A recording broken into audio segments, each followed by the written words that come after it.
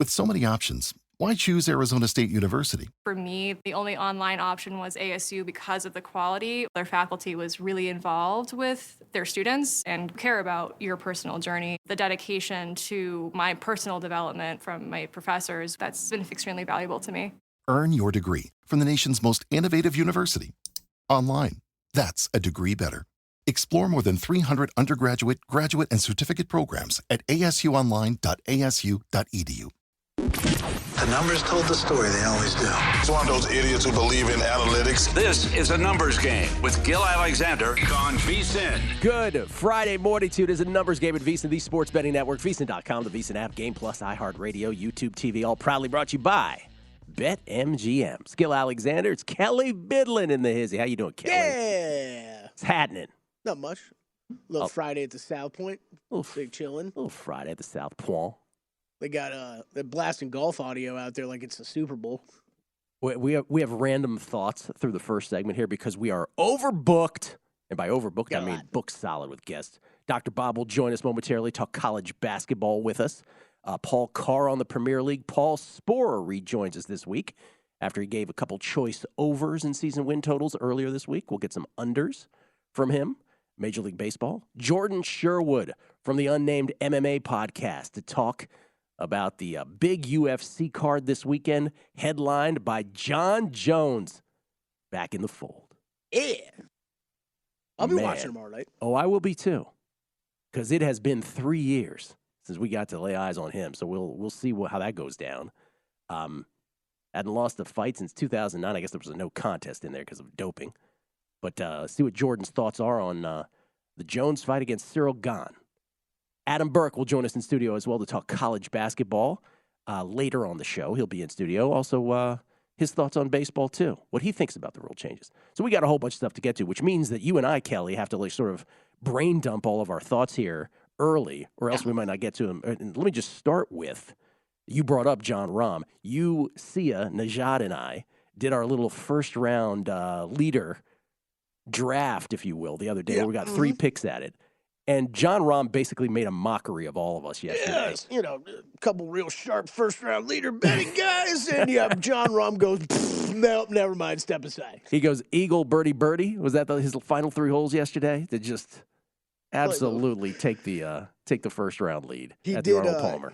He did make a bogey, I believe, to start today, but don't worry, folks. He's right back at 7 under, even par through 9. Kurt Kitayama. Also a share of the lead at 7 under through 5. 1 shot back, Mr. Patrick Cantlay. Who's looking best of your picks right now? Oh, boy, Xander Schauffele, and that's about it. Yeah. He is 4 under through 9. For anybody who, for people who have been tracking this a lot, you know very well the conditions they're going to be playing under today. If you haven't heard, it's starting to get windy here this morning, Gill, and it's going to be real bad They're later. just showing a shot right now of the palm trees blowing in the wind. Yeah, so I think whoever this morning kind of crew of, especially Rahm, Cantlay, Adam Scott making a bit of a charge here this morning, Schauffele, whoever can get in there and post a low number, that's going to be big heading into the weekend. All right, the other thing is we should probably, for symmetry, for bookend's sake, end the week the same way we started. Not really end, because we had 2 hours still to be here. But I started the week by saying, hey, I came back from vacation. I see teams aren't fouling up 3 late in games. There was both a Tom Izzo situation and a Greg Gard situation for Michigan State and Wisconsin in the Big Ten. Well, yesterday, Matt Painter did it right. Purdue up 3 against Wisconsin. They foul. What do you know? They win. Shout out to Noodles36 for tipping me off on it yesterday. I was heading to the West Coast Conference tournament at the Orleans to watch Pepperdine and get destroyed by Pacific because Lorenzo Romar has no answers. But I was also doing all the in-game stuff, so I missed that. Steve Fezzik, who heard me talk about it earlier in the week, says I'm right. It's absolutely the right play, but that the math is not quite as stark as I make it out to be. I said it goes from probably like 98% probability to like 75, depending on the three-point shooter, the look. He says it's a little more narrow than that, and he provided me the math, and I am not one to argue with Steve on math, but intuitively, I don't agree with him. So I would have to sit down with him and actually get what he meant by that, because I think some of the numbers that he was providing me, I'm like, I don't think that's right. Yeah, I'm always that guy that it's situationally I cut coaches and players probably more slack than I should, but as far as in general, Gill, I'm totally in that camp with you. Where it's like every chance you get, I'd be doing it. And I will repeat it again. I am convinced the reason that coaches don't foul in those situations is because they know that the 1 in 100 or 1 in 75, or it's less than 1 in 100. It's like 1 in 30 chance of it, backfiring on them is so embarrassing to them, will be so embarrassing that the thought of that just prevents them from doing it. God, I can't live with that when it happens. And so they're like, oh, I just hope he misses. Just let me pray that he misses. And so, I mean, you got to foul, dude. You got to. I'm with you. But and I also get it, though, that the difference between college and pro, right? Where it's like, I gotta trust a kid to like know when to do this at the right time. Like, I don't, in the NBA, coach him up, man. Coach him up. In the NBA, it should be automatic. Like, it's amazing sometimes the coaches that just let it go in the NBA. And I'm like, what are you doing? All right, speaking of the NBA, so Kyrie, 40 yesterday. Luka, 42 and 12 assists. Mavs beat the Sixers 133-126. I'm still not taking the Mavs seriously. Sorry. Well, I'll tell you one thing, Gill. If those two continue to combine for over 80 points, that'll help. They're going to be dangerous in the West. That'll help. But do you see them sustaining a playoff run? No, absolutely not. No. And the Sixers remain the Sixers. I'll tell you. I mean, look, they are going to be a pain in the ass team in the playoffs for whoever gets them. 100%. Because you have two of the elite scorers in the NBA that are going to go back and forth at you, just trading blows left and right. But no, I don't think this is sustainable. Their defense is not that good. I still don't think they have they don't have great depth, and I don't think they have the perfect guys to fit around these two if you did have a summer to kind of rearrange your entire roster. Pain in the butt is exactly what they'll be. I will get back to my theme, though, all week, and really for years now. Remember, we hit the Warriors on a future last year to win the NBA title on this show, which preceded a tremendous run on this show. Paolo Banchero going number one. Ole Miss at 100-1 winning the College Baseball World Series. The Braves 17 times to win the NL East. Iga left and right. It was just a ridiculous run. But when I said with the Warriors, I'm like, are y'all not going to learn your lesson with this team every year? And last night, they take on the heels, or I should say on the strength of a 38-8 run. Jordan Poole leading the way with 34. The Warriors come from behind to beat the Clippers 115-91. And that's with Steph not yet in the house. And so there will be a Warriors futures ticket in my pocket by the end of the weekend. I promise you that. Yeah. Looks like I'm going to back up my words. I am not going to sleep on this team. No one else should either. No, I'm with you. I'm with you this year. I did it last year, Gill. I ain't doing it again this year, especially with the way the Western Conference looks right now. Looks like there's a chance Steph is back Sunday, according to Kerr. And the bigger thing here to me, Gill, is this Clippers team. That was my second question. It's just.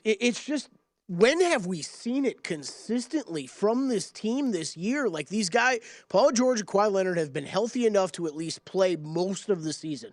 We have not sat back at any point this year and been like, man, the Clippers these past 2 weeks have been crazy hot. Like, that hasn't happened. It hasn't happened. And I think that I am starting to sour on this team where they look great on paper. They look like a championship team on paper. But I'm not seeing it consistently from them on the basketball court. We did our exactas, our favorite exacta bets, and we identified that the Bucks were the most undervalued, and so we paired the Bucks with each one of us with three different Western Conference teams. We hadn't consulted each other beforehand, in case you missed that segment, and one of them was the Clippers. But I'm with you in the sense that, and let me just put it this way: it feels like it is insane to bet any way on a team that you have not seen it happen.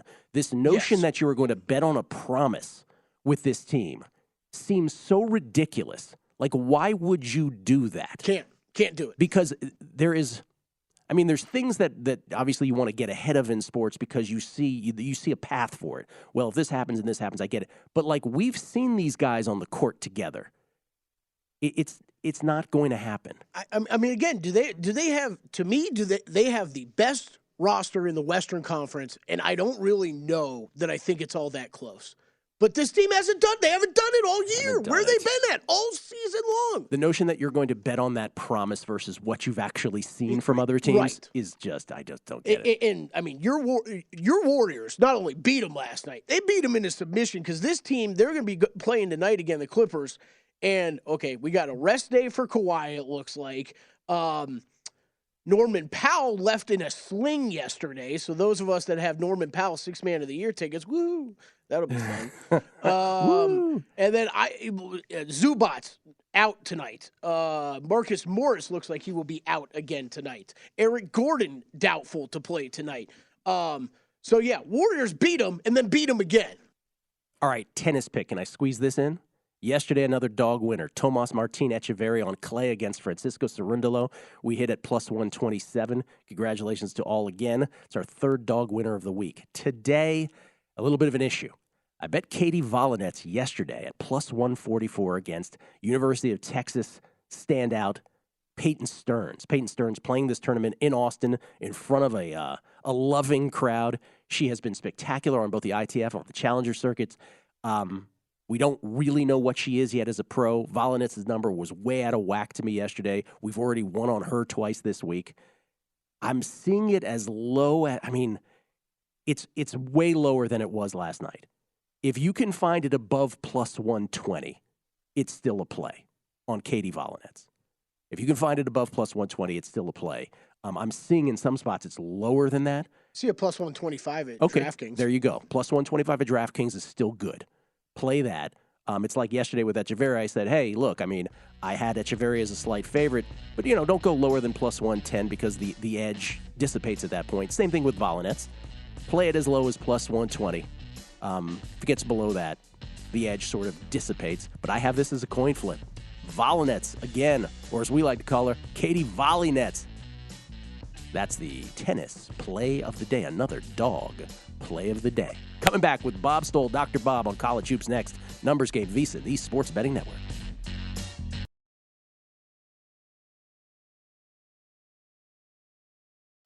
A numbers game on VSiN, the Sports Betting Network. It's time to download Nevada's premier sports betting app, BetMGM Sports. BetMGM with all your favorite wagering options, along with in-game betting, boosted odds specials, and much more. Download the BetMGM app today and stop by any MGM casino on the Strip with your state-issued ID to open an account and start placing sports bets from anywhere in Nevada. Whatever your sport, whatever your betting style, you're going to love BetMGM's state-of-the-art technology and fan-friendly specials every day of the week. Visit BetMGM for terms and conditions. Must be 21 or older and physically located in Nevada. Please gamble responsibly. Gambling problem? Call 1-800-522-4700. This gentleman actually went 10-4 with his plays yesterday. All of his plays. He did happen to give out one that lost on this show, on Youngstown State. They did not get there. He's 30-9 in college basketball since Sunday, and he has 523, 408, and 12 for the season. But yet, when you lose one game on a show, the idiots come out, don't they? It's Dr. Bob, everybody, at drbobsports.com, at drbobsports on Twitter. How you doing, Bob? I'm doing all right. Apparently, I'm a clown and one of the 5 worst decent guests. Even though, I track every play I've ever given out on this show in, 4 years, 5 years. I'm 54.8% in every basketball game I've ever given out. I'm not on the show for basketball that often. And in football, it's better than that.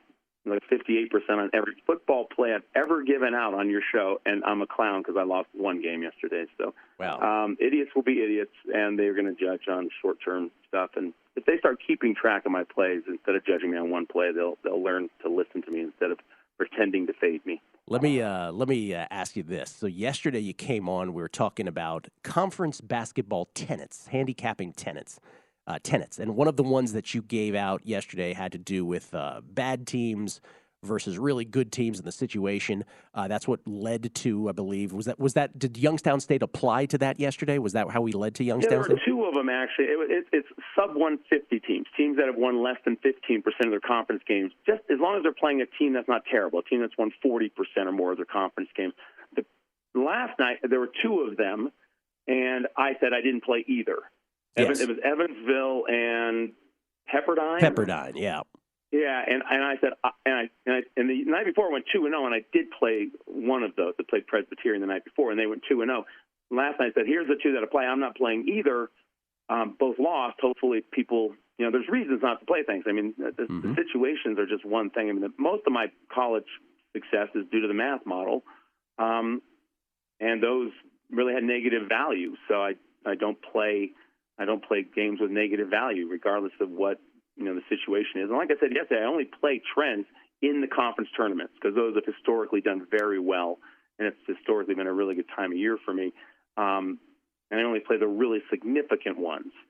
So that's not a significant trend. It's a nice trend, something to consider, but it's not a significant trend. And the ones I'm going to give today are more general things too. I don't blindly bet any of these, but it works along with the math model. You did say you did not play those two yesterday. That's correct. Pepperdine and Evansville. I said on the show. Yes. Yeah. But hopefully people. And by the way, so I don't want to get this lost in translation.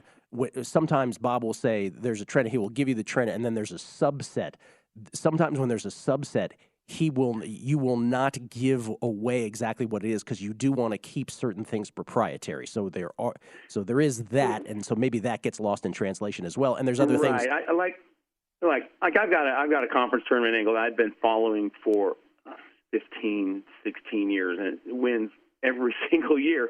The record is now 360, 199, and 8. I mean, how often do you find a trend that's that good? And there are subsets of that are even better, but one of them applies tonight, and I can talk about that in a bit if you want. Yeah. But I'm not going to give that trend away. I'm just sort of giving things like something that you could look up what the team's record is and say, are they off a win, off a loss? And you could easily kind of handicap a game a little bit, just kind of understanding the way things work in the conference tournaments, like betting on really, really crappy teams. They kind of, like yesterday's trend, kind of a new beginning for them, and the other team's probably looking ahead to the next round already, and there's usually a letdown, and so that was the trend yesterday. And I have a few more today that are more general things that that you should consider. Let's get into it. What you got? Yeah, one of them is just in general. Teams coming off a loss in their final regular season game tend to perform a bit more in their first conference tournament game when facing a team coming off a win. That's over 1,600 games going back 30-plus years. And it's 53.2% blind. That's worth a point. I'm not saying you bet these blindly, but just a team off a loss versus a team off a win, add a point to the team off a loss. So if you're borderline on playing a team that's coming off a win against a team coming off a loss, then consider that before you make that play. It wouldn't keep me off what I think is a really good value play on a team coming off the win, but I do incorporate the fact that, it's worth a point if it's, a team off a loss versus a team off a win. It's something to consider. There's another one I like, these one-bid conferences.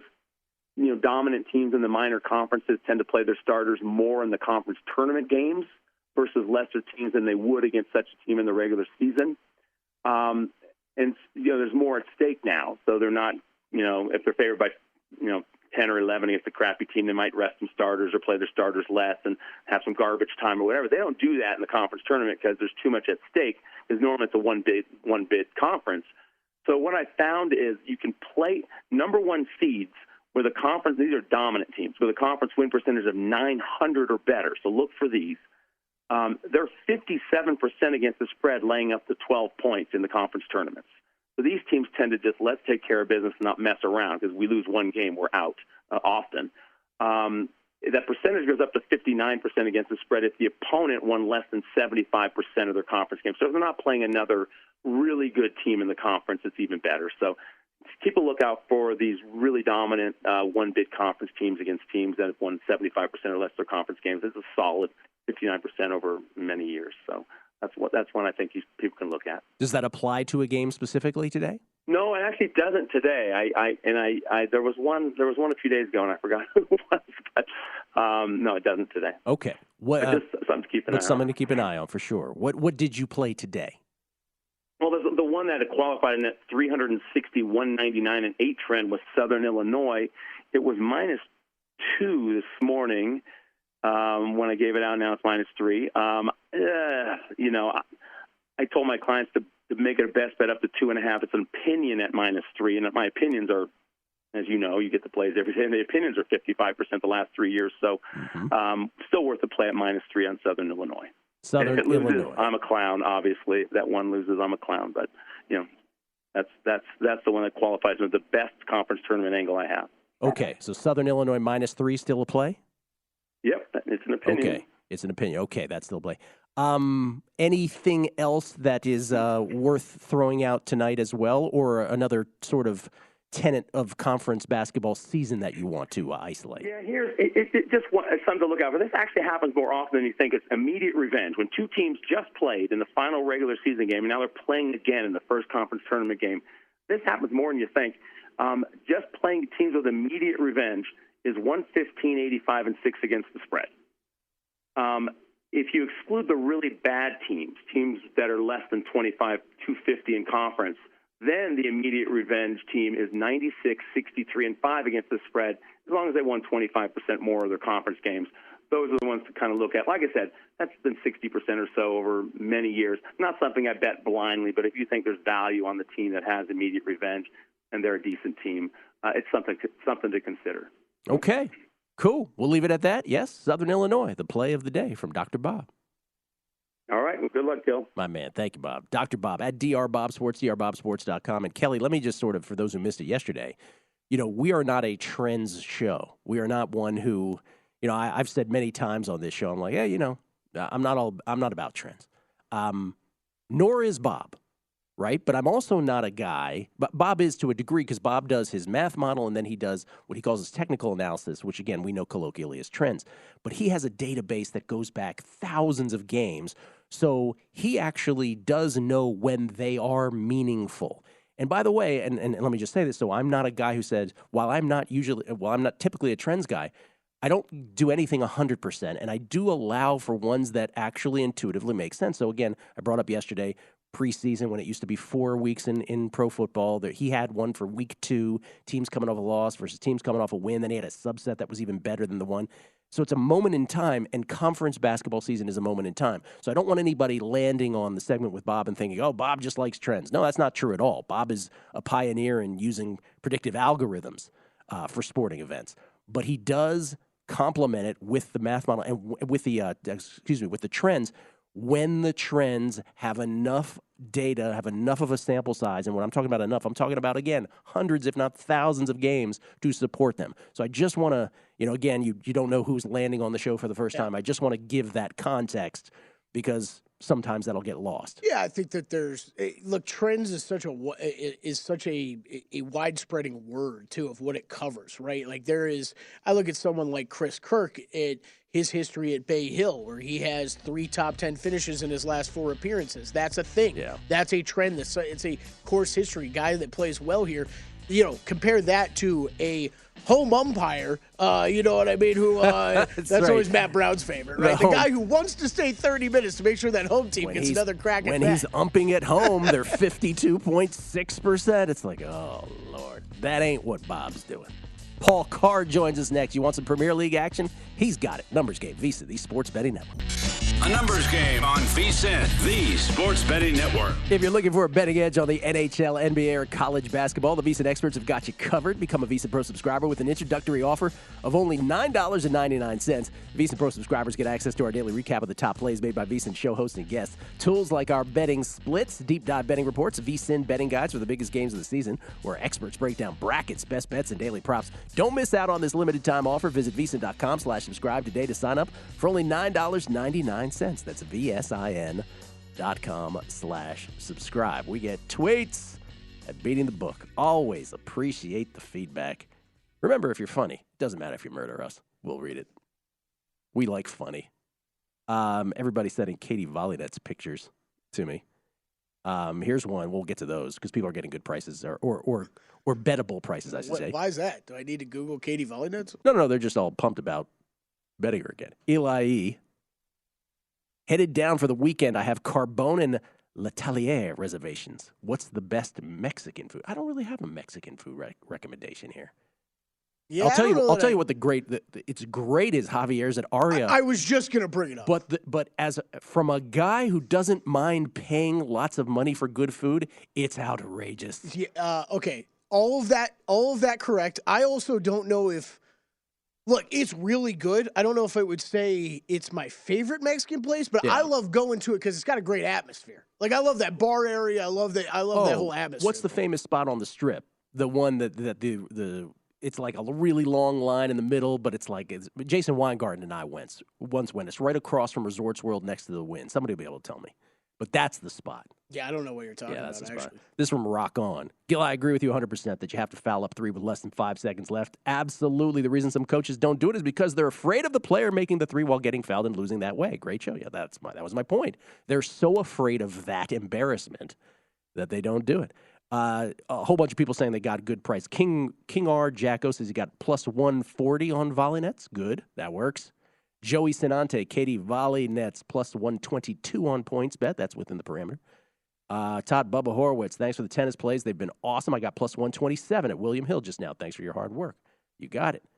Let's see here. This is from 3Jack, H3131. Hey, Gil, thanks for the Thursday tennis winner. Any action today? Yes, volley nets is the play. Did you see, he's asking about first set underdogs winning the first set. Hold on. Do you see a correlation when betting tennis underdogs with them winning the first set along with winning the match? I would have to do a specific analysis of that to answer that properly. But obviously, if you win the first set, you're more likely to win the match. Is he saying that he's got a prop, basically, that you can play to win the first set and the match? Not clear within the tweet. Trip Tepper.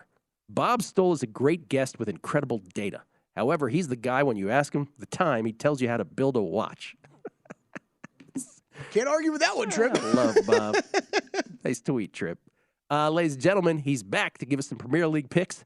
You can find him on the Expected Value podcast. He also works at TruMedia Networks. Used to work at ESPN Stats and Research. Paul Carr joins us. How you doing, Paulie? I'm well, Gil. It's good to see you again. Good to see busy. you. I've been in spring training and the NFL Combine this week. Okay. I'm back home to be with you. Now, I love this because we just roll into your soccer picks, but we should talk about what you actually do beyond that. So you, in your role at TruMedia Networks, you guys have NFL and Major League Baseball clients, teams, correct? Correct. And is Correct. that we have league-wide NFL, 23 baseball teams, I think. Okay, and you're providing them deep analytics for them to help them win baseball and football games, basically, is what we get down to. Yeah. Mostly it's tools, like they have all this data, the StatCast data, NGS data, whatever it is. We're giving them a tool to make that accessible because, you and I can't, extract things out of raw data feeds and program and code. But, we can use websites and we can add filters and get the heat maps and drill down as deeply as we want and watch the video of it and save time that way. So it's a lot of efficiency tools to access the data that they have. They just want to make it easier to get to. I'm always fascinated by, because when we used to go to Sloan Sports Analytics Conference at MIT, I was always fascinated by the teams that were there and really more so the teams that were not. I'm talking about you, Washington football team. But give me an example, like a modern day one. Is there anything like in your baseball comings and goings these days where you're like, oh, some people still don't get it, and then the light sort of turns on with them? Yeah, so here's one just from this week. So we're in Florida visiting with a team that won't be named, but so we've got like heat maps and stuff up on the screen. We're getting set up for a presentation. And first base coach wanders in. He's like, I don't deal with any of that data stuff. I'm a baseball coach, blah, blah, blah. So, we start talking to him like, okay, well, what do you do? Like, what parts of the game are you kind of overseeing? He's like, he base running, especially, so he's interested in pitcher pickoffs, outfield throws, things like that to try to find tells and stuff. So like we pull up the site and like, look, here you can split. This is not like deep analytics, but it's just finding what counts as a pitcher making pickoffs in, and pulled up someone who, like never picked off after the first pitch or two. And the guy, and he just goes nuts. He's like, oh, this is great. This is amazing. And it's like, he's I'm going to go crush the elliptical now. I'm so fired up. I'm going to crush the elliptical, old school baseball guy. So it's not, it's not deep analytics like right now and stuff, but it's just getting to data, and he can instantly just see the 5 pickoffs the pitcher had in the last 2 or 3 stars. It's like fast forwarding through 3 games to find those and stuff like that. By the way, memo to the old the first base baseball coach who wasn't into it. You better know your stuff this year, dude, because you can steal a whole bunch of bases this year. There are going to be more base runners. There's only 2 quote-unquote disengagements from the pitcher. All of these rule changes support offense, so he better get on it. was real interesting picking people's brains what they think might happen with the new rules. What's the consensus? I don't think most people just seem to think the pitch clock will be fine after a few games. And they obviously have spring training to get used to it. And they're just interested, like, are certain pitchers going to always throw a pitch with, a certain amount on the pitch clock, which gives the runner an advantage when he can take off? They're going to be tells in that sense, figuring out is drawing throws going to be more of a skill since they can only throw over so many times. Everyone kind of thinks they know what might happen, but no one really knows. Anything from the combine that was of note? Or are you just there just sort of prowling around? Just talking to teams, catching up with a lot of people. Nothing jumped off the page. It's just every year, there's just a little bit more interest. And the analysts and such that we talk to on teams have a little bit more success getting through to coaches. And they always say, if the coach is convinced they can win a game or help them win a game, they'll like the data. And so it's just a matter of, a lot of times it's just presentation as much as anything. It's like, here's what we can do to save you time and help you win. Well, so a lot of us bet, if you could stay for another segment, Paul, because I want to get your picks out of it. But I'm curious about the combine thing. So that's interesting insight to the baseball, the first base coach and how they really need to adapt to these new rules, and all the data they can have at their disposal will help towards winning baseball games.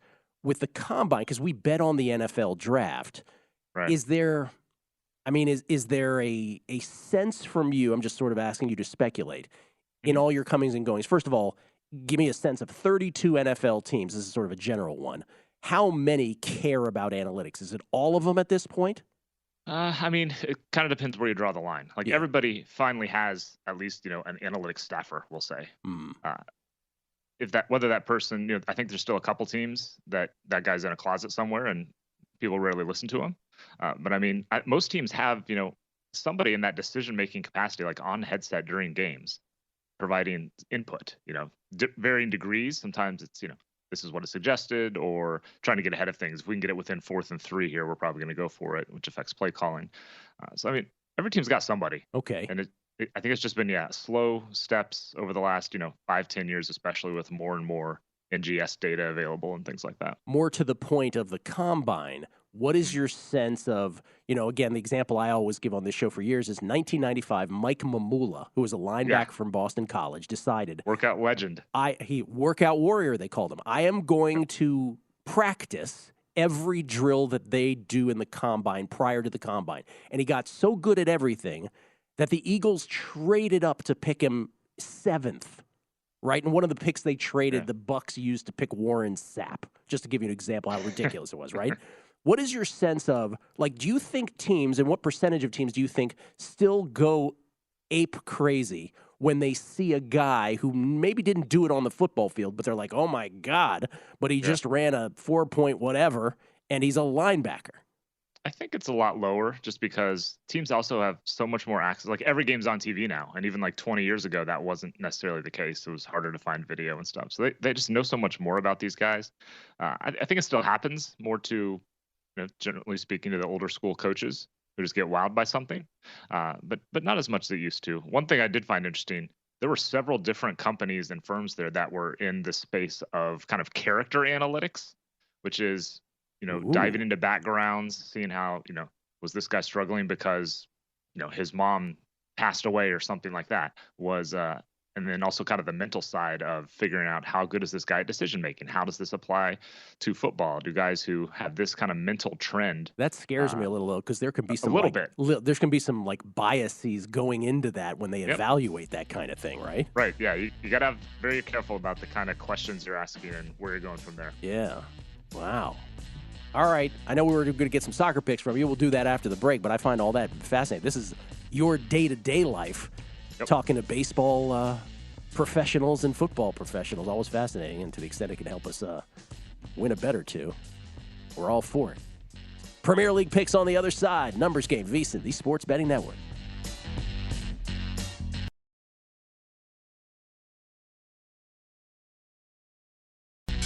A numbers game on VSiN, the Sports Betting Network. Before you make your next bet, be sure to visit VSiN.com to check the current betting splits data. Splitting bets? Oh, am I on the wrong promo? Yeah. Did I just read the wrong promo? Oh, I'm sorry. That's what we do. All right. Let me tell you about BetMGM's Refer a Friend bonus. Sure, program. let's do that. Would you like me to tell you about it? Or would you Yeah, like to- go ahead, go. Okay, sure. Hey, thanks, Kelley. Attention, BetMGM customers. Have a friend who loves sports as much as you do? Well, here's a chance for both of you to earn a $50 bonus when they sign up through BetMGM's Refer a Friend program. Just sign into your BetMGM account, click on the Refer a Friend program to send your friend a message, inviting them to register a new account in the same state you use BetMGM in. Once your friend signs up and makes a deposit, you'll both receive a $50 bonus. Visit BetMGM.com for terms and conditions. Must be 21 years of age or older to wager. All promotions subject to qualification and eligibility requirements. Rewards issued as non-withdrawable bonus bets. Bonus bets expire in 30 days. And if you have a gambling problem, call 1-800-GAMBLER. Promotional offer not available in Mississippi and Nevada. None of which suggest that you shouldn't go to the betting splits page. That's right. See what I did there? Absolutely. Wow. And if anybody needs a reminder of how this works, when you come in town, you go to a BetMGM sportsbook, you bring your friend with you. Yes. You get $50. Then you take that $50, meet me at Javier's in the Aria, buy me a margarita, and then we're good to go. We're all golden. Oh, speaking of which, shout out Richard Palma, who reminds me that the Mexican place that we're talking about on the Strip is Tacos El Gordo, which is Never been there. amazing. Amazing spot. So there's that. Paul Carr rejoins us, kind enough to stick around, talk soccer with us. But also, you are in Topeka, Kansas. You are a Kansas Jayhawks guy. Your assessment of them, I did the old formula here at the beginning of the week, and they're one of 6 teams that ought to be able to win it all. But you don't think they're as good as last year's outfit, huh? And I don't think that's as much a slight on this team as it is a pro of that team by the end of the year. Once Remy Martin started playing really well for them, that was the difference maker in them. And kind of saw it down the stretch and had even be a little optimistic. On the bright side, though, they have obviously Jalen Wilson and Grady Dick are both a couple of big guns that can fill it up or whatever, get a lot of points for you. But I think the key is DeJuan Harris. So in his last, it's like, I forget, 6 games, he's got like a 37-4 assist to turnover ratio or something ridiculous like that. If he keeps playing at that level, I mean, Bill Self offenses always need a point guard to make him go. And if he's at that level, then obviously they're as good as anybody in the country. Would you trade, because you're a Jayhawks fan and a Dolphins fan, would you trade, if I said I can give you a Dolphins Super Bowl title, would you be okay with Kansas not winning a college basketball championship for the next 20 years? Yes. Okay, that's what I thought. All right. They got 2 in the last 15. Yeah. 3 in my lifetime. Dolphins don't have a win in the playoffs in 20 years. Right. Yeah. So there's that. Because in year 21, Kansas might be able to win again. Right. But the right. Dolphins, They'll still be you around. just don't know. No chance. You just don't know. All right, Premier League. So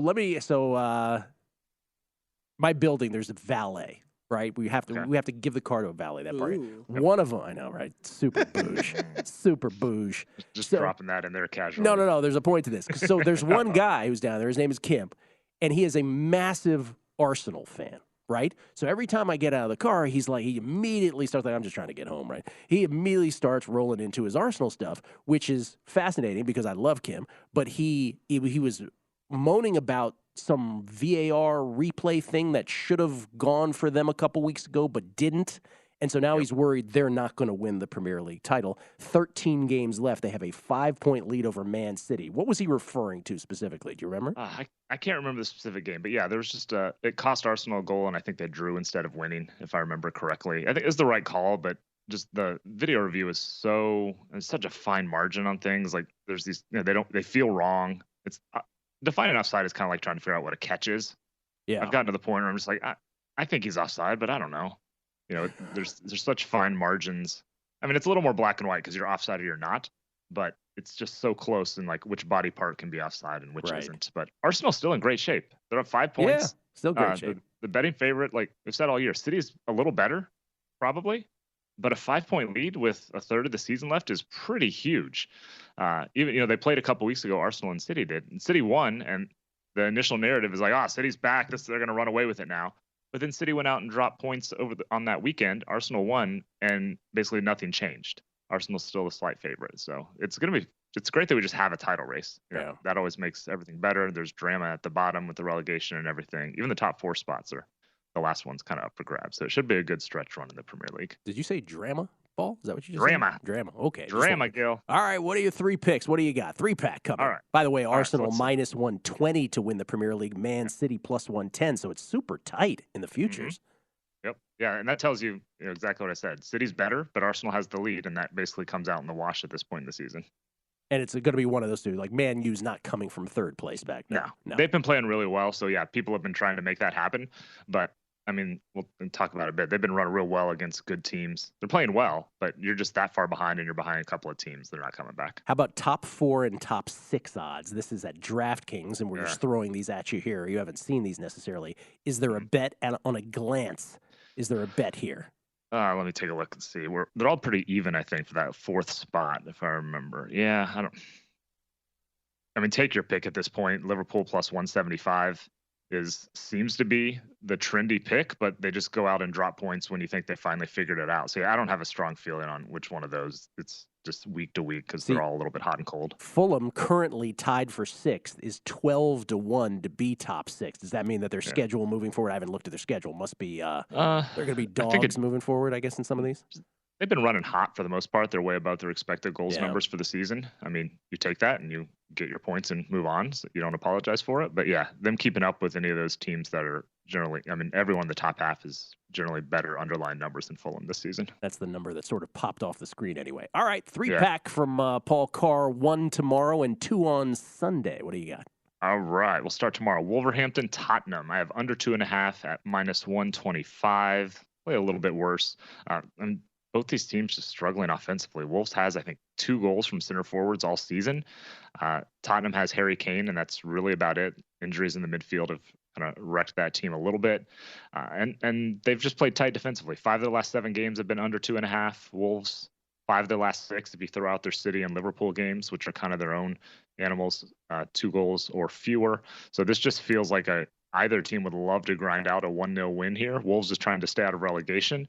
Tottenham's trying to stay in that top 4 race. So they both have plenty to play for. I expect this to be kind of cautious and cagey and a 1-0, 1-1 type of game. Cautious and cagey. What about tomorrow? One in the Premier League tomorrow. Tomorrow, let's see here. We're going to go with Liverpool, Man United. Pardon me, Sunday. Sunday, rather. Sunday, yes, that's right. Yeah, we'll go Liverpool, Man United on Sunday. Parlaying a couple things together. I think both teams score. I think we get over 2.5 goals, and that gets up to minus 120 for me, just to get a little bit of a better price on things that are obviously correlated together. Liverpool's defense still kind of a mess. They've allowed at least 1 expected goal in all but 2 games since Labor Day. Not great. Joe Gomez not back at center back for them yet, but the attack has been, more or less what we thought the attack would be. They're top 3 in the Premier League in that. Manchester United, we talked about. They've been playing really well. They're really just taking care of business, though. They're beating all the teams they should beat and picking up a win here or there against another team. But the defense has been running well, too. They've given up a decent number of expected goals and shots in the last couple of games, but have had shutouts. So I think there's just going to be goals here. Both teams get a goal. We're going to have at least 3 goals, easily a 2-1, 2-2, 3-2 type of game. So both teams to score over 2.5 I put together to get to minus 120. Okay, and one more on Sunday. One more Sunday. This is down at the bottom. Relegation battle. Everton hasn't been relegated since, it's been a long time. I want to say the 50s, but now I'm thinking that's not correct. But it's been a long time since Everton's been relegated. They're struggling, and they're going to Nottingham Forest, which plays well at home. They've scored in all but one one home game Forest has. And I really like the price here on them to win at plus 175. I'd play it down to about plus 150 or so. I think they're better than Everton, to be honest. Everton brought in Sean Dyche, who had managed Burnley for a while, and he kind of seemed to right the ship a little bit, but the last last 3 games really haven't been very good. And Forest just has found a way at home against good teams, against bad teams, especially. They get things done. So I like that price, plus 175 on a Forest win against Everton. All right, and your best pre-flop play from before the season started probably still having to do with relegation. Southampton, right? Yeah, Southampton at, I want to say plus 300, plus 2 something. It was a pretty good price. You got it at, checking, 3-1. You got it. Yeah. So that one's in good shape. I think I had Arsenal top 4. That one's a lock pretty much too. Liverpool top 4 is not looking so good, but it's still in play. Golden Boot not going to work out either. You had Harry Kane and Gabriel Jesus. If Erling Haaland hadn't had a otherworldly season, Kane would be right there. I think he's still second in goals scored. So I don't feel bad about the pick. You just didn't expect Haaland to, score. He could score 35 goals this year. Paul, we appreciate it as always, man. Thank you. You bet. Have a good weekend. Paul Carr, at Paul Carr, just going around NFL teams and Major League Baseball teams, trying to get them to get smarter. Some receptive, some not so much. It's awesome. It's awesome hearing about his real job. You know, we always have him on here talking about soccer, but awesome hearing what he does every day. I've told this story before when I used to go to MIT Sloan Sports Analytics Conference. Matthew Berry, fantasy guy who was on ESPN for so many years, now on NBC. He was a Washington fan as well, is a Washington fan. And we'd go there, there were like 28 NFL teams out of 32 would be there. And I would say to him, like, are you upset that we're not here? He looked at me, he's like, pregnant pause, he's like, yeah, they're idiots, you're right. Coming back with Paul Sporer next. For the ones who get it done, the most important part is the one you need now. And the best partner is the one who can deliver. That's why millions of maintenance and repair pros trust Grainger, because we have professional-grade supplies for every industry, even hard-to-find products. And we have same-day pickup and next-day delivery on most orders. But most importantly, we have an unwavering commitment to help keep you up and running. Call, click Grainger.com, or just stop by. Grainger, for the ones who get it done.